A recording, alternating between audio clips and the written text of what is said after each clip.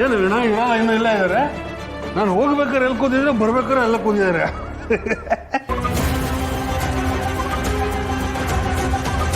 ಓ ನೀನು ಕುಡ್ದಿಲ್ವಲ್ಲ, ಅದಕ್ಕೆ ನಿಂಗೇನು ಕಾಣಿಸ್ತಾ ಇಲ್ಲ.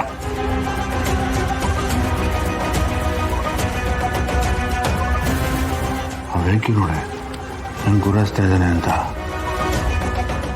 ವೆಂಕಿ ತಟ್ಟು ಬಿಡ್ತೀನಿ ನೋಡು. ಇವನ್ ಬರೋದಲ್ಲೇ ಅವ್ನು ಹೆಂಡ್ತಿನ ಕರ್ಕೊಂಡ್ ಬರ್ತಾನೆ.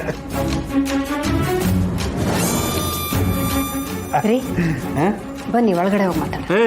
ಒಳಗಡೆ ಯಾಕೆ ಹೋಗ್ಬೇಕು? ನಾನು ಎಲ್ಲ ಕೂತು ಬಾ ನಿನ್ ಜೊತೆ ಸ್ವಲ್ಪ ಮಾತಾಡ್ಬೇಕು. ಬಾರೆ ಏನ್ರಿ ಆಗಿದೆ ನಿಮ್ಗೆ? ವೀಣಾ ಎಲ್ಲ ನಿನ್ ಭ್ರಮೆ ಕಣೆ, ಇಲ್ಲಿ ಯಾರೂ ಇಲ್ಲ.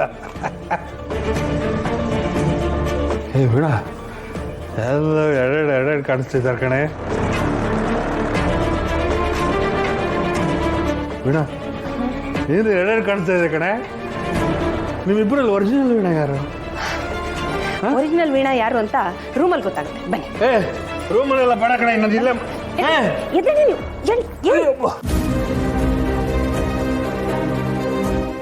ನಿನ್ ಗುಡ ನಾನು ಹೋಗ್ತೀನಿ. ಹೋಗ ನಡಿ.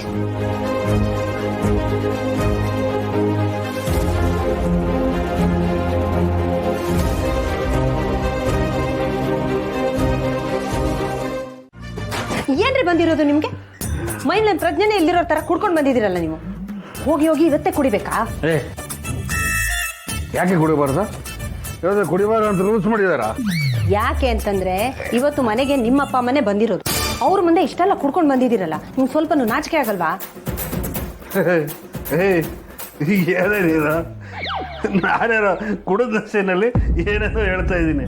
ಅವ್ರು ಆಲ್ರೆಡಿ ಹೋಗಾಗಿದೆ. ಇದು ನನ್ನ ಭ್ರಮೆ ಕಣೆ, ನೀನು ನಂಬ್ತಿಯಲ್ಲೇ. ಅಯ್ಯೋ ಕರ್ಮ, ಇದು ಯಾವ್ದು ನಿಮ್ ಭ್ರಮೆ ಅಲ್ಲ. ಅವ್ರು ಇಲ್ಲೇ ಇದ್ದಾರೆ, ಇವತ್ತು ಇಲ್ಲೇ ಉಳ್ಕೊಂಡಿದ್ದಾರೆ. ಅವ್ರು ಮುಂದೆ ಕೊಡ್ಕೊಂಡು ಬಂದು ಈಗ ಬಾಯಿಗೆ ಬಂದಂಗೆಲ್ಲ ಮಾತಾಡ್ತಿರಲ್ಲ, ಸ್ವಲ್ಪ ಬುದ್ಧಿ ಇಲ್ವಾ ನಿಮ್ಗೆ? ಅವ್ರು ಯಾಕೆ ಇನ್ನೂ ಇಲ್ಲೇ ಇದ್ದಾರೆ? ಊಟ ಆಯ್ತು ಹೋಗ್ಬೇಕು ತಾನೆ. ಇಲ್ಲಿದ್ರೆ ಖರ್ಚು ಯಾರು ಕೊಡ್ತಾರೆ? ನೀನು ಕೊಡ್ತೀಯಾ? ನೀನು ಮಾಡೋದೊಂದು ಸರಿ ಇಲ್ಲ ಕಣೆ. ಹೌದು ರೀ, ನಾನು ಮಾಡೋದು ಯಾವುದೂ ಸರಿಯಾಗಿಲ್ಲ. ನೀವು ಮಾಡೋದೆಲ್ಲ ಸರಿಯಾಗಿದೆಯಾ? ನೀವು ಏನೇನೆಲ್ಲ ಮಾಡ್ತೀರಾ? ನಾನು ಯಾವತ್ತಾದ್ರೂ ನಿಮ್ಮನ್ನು ಪ್ರಶ್ನೆ ಮಾಡಿದ್ದೀನಾ? ನೀವು ಹಾಗೆ ನಾನು ಮಾಡೋದನ್ನೆಲ್ಲ ಪ್ರಶ್ನೆ ಮಾಡೋ ಹಾಗಿಲ್ಲ. ನಾನು ಈ ಮನೆ ಯಜಮಾನ ಕಣೆ, ನಾನು ಇಷ್ಟ ಬಂದಾಗಿರ್ತೀನಿ, ಯಾರು ನಾನು ಪ್ರಶ್ನೆ ಮಾಡಂಗಿಲ್ಲ. ಹೌದಾ? ನೀವು ಈ ಮನೆ ಯಜಮಾನ ಆದ್ರೆ ನಾನು ಆ ಯಜಮಾನನ ಹೆಂಡ್ತಿ.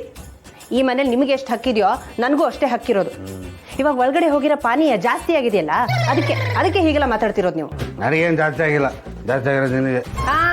ಹೌದು, ನನಗೆ ಜಾಸ್ತಿ ಆಗಿರೋದು. ಕಂಠ ಪೂರ್ತಿ ಕುಡ್ಕೊಂಡ್ ಬಂದಿರೋಳು ನಾನು ನೋಡಿ. ಹಾಗಾದ್ರೆ ನಾನು ಕುಡಿಬಾರ್ದಾ? ಯಾರು ಬಿಟ್ಟಿಯಾಗಿ ಕುಡಿದ್ರು ಕುಡ್ಕೊಂಬಂದೆ, ಅದ್ರಲ್ಲಿ ಏನೀಗ? ಏನು ಬರೀ ನೀರು ಕುಡ್ಕೊಂಡೇ ಇರೋಕ್ಕಾಗತ್ತಾ? ಅಯ್ಯೋ ಕುಡಿಬೇಡಿ ಅಂತ ನಿಮ್ಮನ್ನ ನಾನೇನು ಹೇಳ್ತಿಲ್ಲ ರೀ. ಆದ್ರೆ ಮನೇಲಿ ದೊಡ್ಡವ್ರು ಬಂದಿದ್ದಾರೆ, ಅವ್ರ ಮುಂದೆ ಸ್ವಲ್ಪ ಮರ್ಯಾದೆಯಿಂದ ನಡ್ಕೊಳ್ಳಿ, ತಗ್ಗಿ ಬಗ್ಗಿ ನಡ್ಕೊಳ್ಳಿ ಅಂತ ಹೇಳ್ತಿದ್ದೀನಿ. ನಾನು ಯಾಕೆ ತಗ್ಗಿ ಬಗ್ಗಿ ನಡಿಬೇಕು? ಇದು ನನ್ನ ಮನೆ, ನಾನು ಅವ್ರ ಮನೆಗೆ ಹೋಗಿಲ್ಲ, ಅವ್ರು ನನ್ನ ಮನೆಗೆ ಬಂದಿರೋದು. ನಾನೇನು ಚಿಕ್ಕ ಹುಡುಗಣ್ಣ ಅವ್ರಿಗೆಲ್ಲ ಎದುರ್ಕೊಂಡಿದ್ದಕ್ಕೆ? ನಾನು ಯಾರಿಗೂ ಎದುರಲ್ಲ ಕಣೆ, ಏನೋ ಮಾಡ್ತೀಯಾ?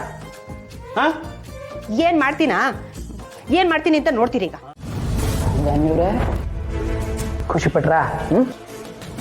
ನನ್ನನ್ನು ಇಂಪ್ರೆಸ್ ಮಾಡೋದಕ್ಕೆ ಹೀಗೆಲ್ಲ ಮಾಡಿದ್ದಲ್ವಾ ನೀವು?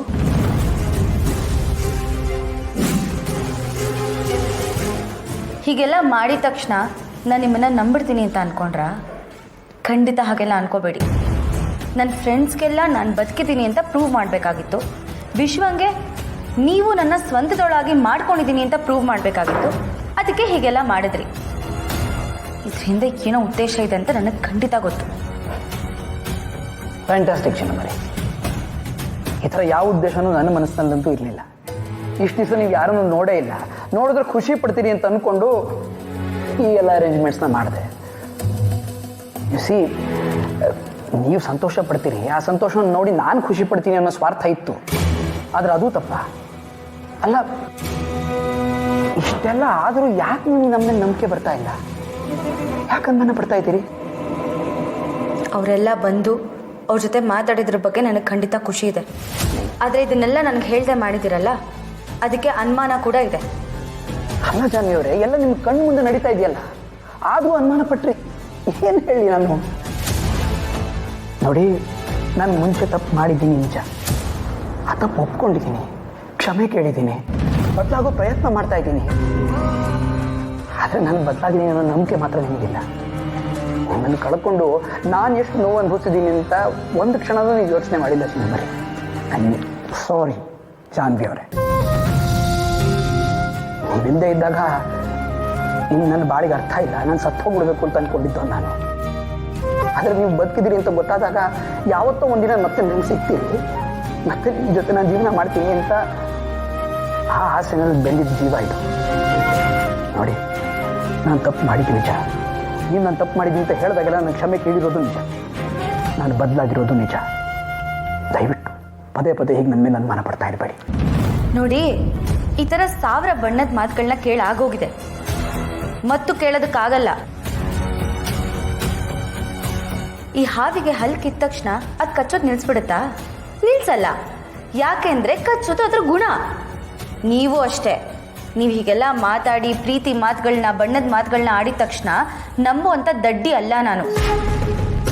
ಇವತ್ತೇನೇನೋ ಸರ್ಪ್ರೈಸ್ ಕೊಟ್ಟು ಹೀಗೆಲ್ಲ ಮಾಡಿದ್ದೀರ. ಇದ್ರ ಹಿಂದೆ ಏನೋ ಉದ್ದೇಶ ಇದೆ ಅಂತ ನನಗೆ ಚೆನ್ನಾಗಿ ಗೊತ್ತು. ಅದೇನು ಅಂತ ನಾನು ಖಂಡಿತ ತಿಳ್ಕೊತೀನಿ. ನಿಜ